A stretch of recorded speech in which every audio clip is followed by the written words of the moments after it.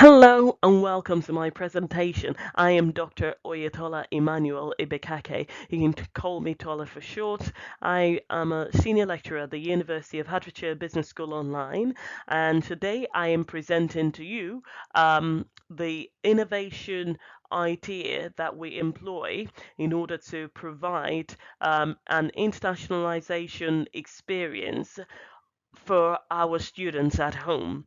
And our students are truly, really at home because they are literally located in their own home countries in different parts of the world. So the University of Hertfordshire Business School Online group employed a collaborative group working approach to promote internationalization at home by allowing students to collaborate across borders to be able to overcome the challenges of different time zones. In some cases, if there is any language barrier, they will have to overcome that, as well as working life schedules, multiple schedules, multiple demands on the times of their group members. They needed to overcome all of those barriers to be able to work together collaboratively to deliver an expected output or outcome, and gain global perspectives in terms of the business ideas in various parts of the world in which their group members are located, are based, and they were able to overcome these challenges and actually delivered some some great pieces of work, which I will be touching on. I'll be sharing some of their findings with you. So the outline, first to set the context, which I've begun to do already, from an institutional perspective. Then I will touch on the module, the undergraduate module, where this piece of work or the short project was located, the idea of collaborative group working in higher education, some of the models that the students employed to conduct their reflection, what were the outcomes or the outputs, the impact that this had on them, and then some insights. So, the University of Hertfordshire is really a global institution because over 50%, close to 60% of the student population actually identify as coming from a BAME background, non-white background. So on the campus side, it is a very inclusive institution. And then on the online side of things, in terms of our courses, we're even much more internationalized because a good number of our students are based in various parts of the world. Okay, so we have a partner colleges and partner institutions that we work with in some of these regions of the world: Asia, Africa, Europe, Middle East, etc. But we also have individuals. So on this on this particular module, we have more students that are individuals based in different regions of the world who are studying with us online. So these are even more they're even more at home because they haven't got a collaborative college that they go to physically to attend. They're literally doing everything from their laptops in their home countries. So very interesting student demography there.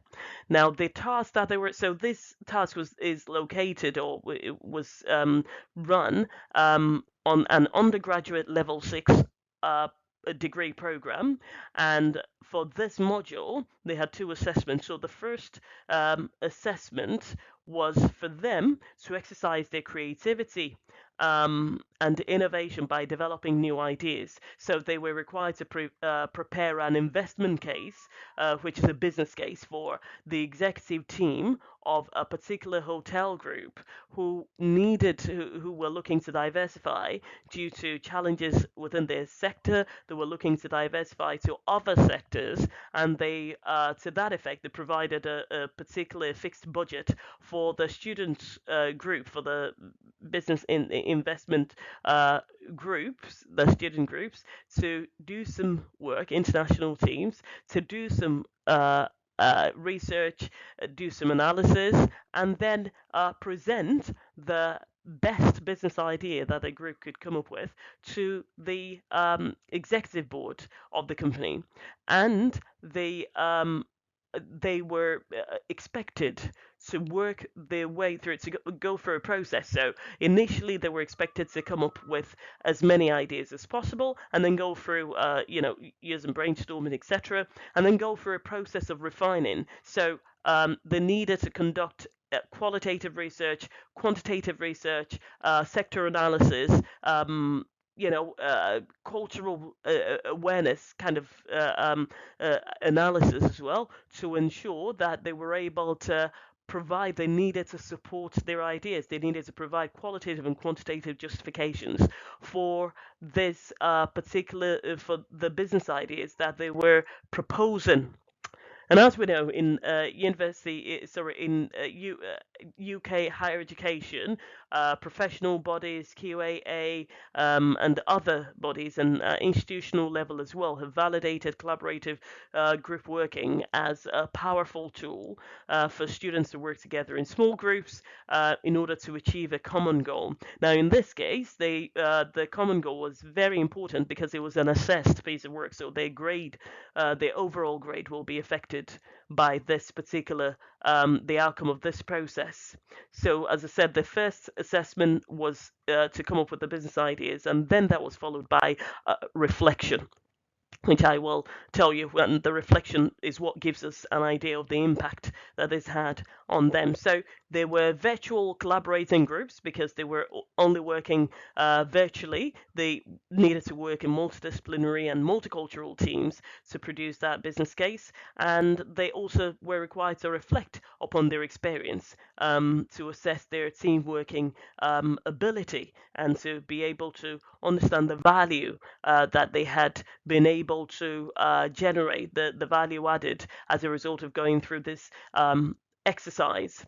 So I've picked some examples of outputs from different groups. So this is sample group one, for example. The three top business ideas were a travel and tourism business located in Thailand, solar energy project to be located in South Africa, and then digital nomad hub to be located in Portugal. So this is what this group of students, collaborative working group, thought of. Another group felt that investing in a cinema in India will be great for them. Or a restaurant, going down a restaurant in Thailand, or the establishment of a wedding hall and floral service in South Korea. Okay, so you can see the ideas are very different in terms of the nature of the idea, the location, etc., and the sector analysis. That would have been carried out for each of these business ideas, of course, will vary, will deliver different types of results. Another group thought about a private university located in UAE, wedding event planner in South Korea. So we can see the previous group also thought about this idea. So definitely sounds like South Korea, a viable business in South Korea will be to consider wedding and event planning, as the students have suggested. And finally, we have a solar company in Myanmar.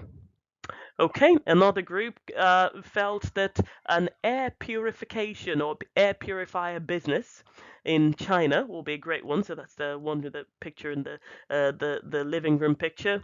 Also, another idea was around electric bike rentals in Australia. Okay, and finally we've got outdoor activity center in Vietnam. So we can see that all of these business ideas are quite unique in their own right, and highly varied, very interesting in their own way. So the students employed various reflection models. They employed the Kolb's reflection cycle. So what was the observation, the abstract conceptualization, experimentation was the concrete experience. That some of the students employed the Gibbs reflective cycle, whilst others chose to go for the 5R framework for reflection. So each of these frameworks, they had the leverage, the autonomy to choose the best reflective framework and apply this to for reflecting on their experience. So, what impact did this have on them? So, they came to the understanding that actually there's a particular set of skills, or should we say, like the mindset, the attributes that you need to have as you approach this type of collaborative, collaborative virtual group work, in a situation where you are a situation where you're located in remote parts of the world and you have to work together within a specified period of time, stipulated requirements. So they found that some necessities are, very important. So they needed to be flexible, they needed to be adaptable, they needed to be open to new perspectives and new ideas from their colleagues who might be thinking differently, and they also needed to be able to resolve conflicts.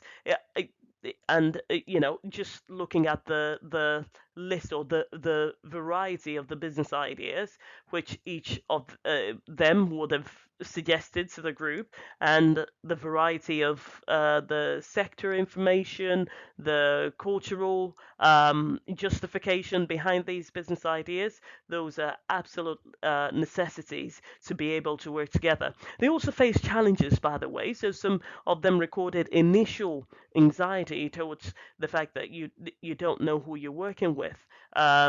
All you know is that there are students, registered on your course, and you know that they're in a different country from you. So initial anxieties of how would we work together, how will things really pan out in the end? Will this person actually get the work done? Because this was a graded piece of work. Different points of view, as you can see in the different suggestions, business ideas that were suggested, and then going through the process of sifting and refining and justifying.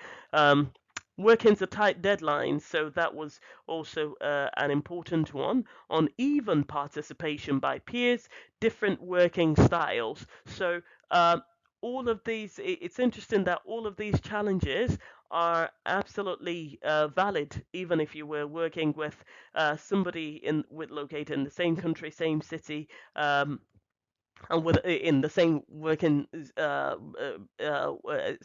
same time zone, for example. So these challenges, they are not miles away actually, from the kind of challenges that in the typical group work that you have in a typical setting. All right, so then moving on, so understanding the impact that it had on the students, actually positive impact, benefits. So they recorded that they felt enabled, they felt empowered for they were better prepared now for future teamwork because they have done it with groups of people that are located in various parts of the world, and they've managed to crack it, as it were. They have done so well. Open communication, they felt that was a good thing, that they were able to communicate freely. Their creativity, they felt it improved. The learning experience, they felt was great, and their ability to innovate. And the action plan that some of them identified, or they drew for themselves to still further improve their communication, to be able to overcome the fear of rejection, the fact that your idea, no matter how bright it is, might not always carry the day. So you need to be able to absorb that, to establish clear communication channels, clarify expectations earlier in the process, to also have ways of checking the progress, so progress reviews, and also clarifying the roles and responsibilities earlier in the process. It's interesting that there was no mention of cultural barriers, because the assessments sort of standardized, the requirements were standardized. So I guess that helped in the process. There was little or no mention of technical difficulties or some other peculiar type of challenges, even when there would have been personal challenges. It's interesting that the students were able to overcome this well, so that's great. The most recurring mention related to communication and clarification of job group roles and responsibilities, and the need to clarify that earlier on. So these are the list of resources that were consulted, and that really is from me. Thank you so much. And these are my other colleagues with whom we work together. Thank you.